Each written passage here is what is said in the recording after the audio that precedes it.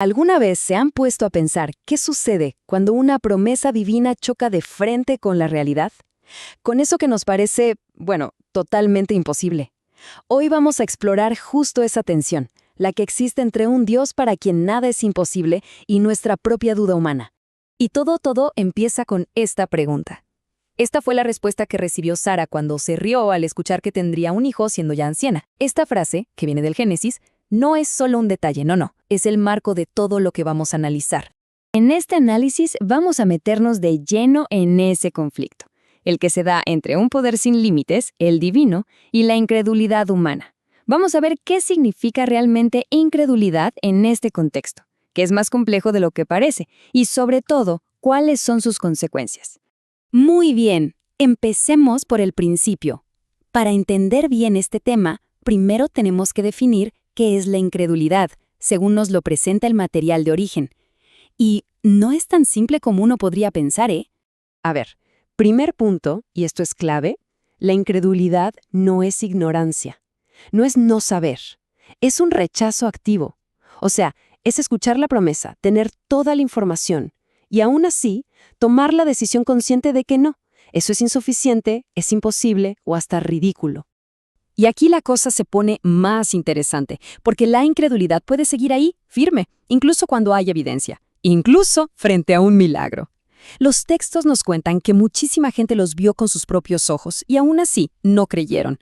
Esto nos dice algo importante. El problema no es la falta de pruebas, sino una disposición del corazón. El tercer aspecto es básicamente tratar de meter a Dios en nuestra cajita de lógica humana. Es pensar, no, a ver, esto ya es demasiado grande. O, esto no tiene ningún sentido. Esto nunca ha pasado.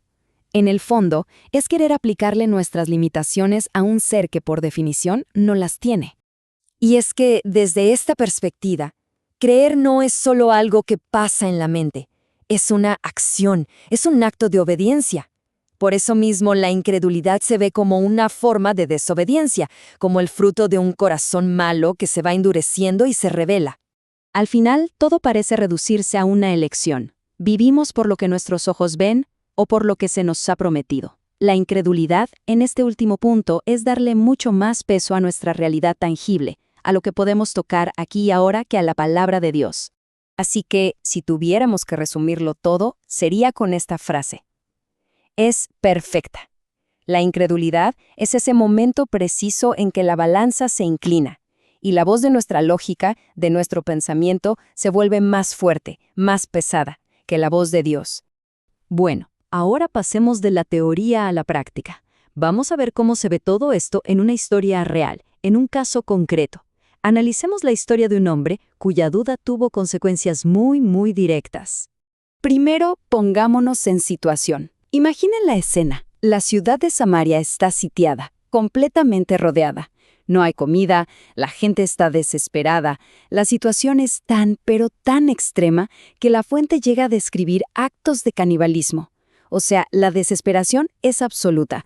Y justo en medio de ese horror, de esa hambruna atroz, aparece el profeta Eliseo con esta promesa. Anuncia que en 24 horas habrá tal abundancia que los precios se van a desplomar. Pasar de la escasez más absoluta a la abundancia de un día para otro. Suena totalmente absurdo, ¿verdad? Y aquí está la reacción. Un oficial del rey, un hombre de poder, de lógica, escucha la promesa y su respuesta es el ejemplo perfecto de todo lo que acabamos de definir. Su razonamiento es impecable desde su perspectiva. Mira, ni aunque el Señor abriera ventanas en el cielo, esto pasaría. ¡Pum! Su lógica le acaba de poner un techo, un límite, al poder de Dios. Y la consecuencia es inmediata. La advertencia del profeta es tajante. Por culpa de esa incredulidad, él va a ser testigo del milagro. Lo va a ver con sus propios ojos, pero no va a poder disfrutar de esa bendición. Su duda, literalmente, le cerró la puerta. Pero ojo, que la incredulidad no es solo un problema individual, ¿eh? El siguiente ejemplo nos muestra cómo se puede manifestar a nivel colectivo en todo un pueblo. La incredulidad de Israel en el desierto es fascinante, porque ellos no negaban los milagros que ya habían pasado. O sea, decían, sí, claro, Dios nos dio agua de una roca. Pero en la frase siguiente dudaban, ¿podrá darnos carne? Es como si dijeran, creemos en el poder de Dios de ayer, pero no estamos tan seguros de su poder para hoy. Y a pesar de esa duda, Dios les dio lo que pedían.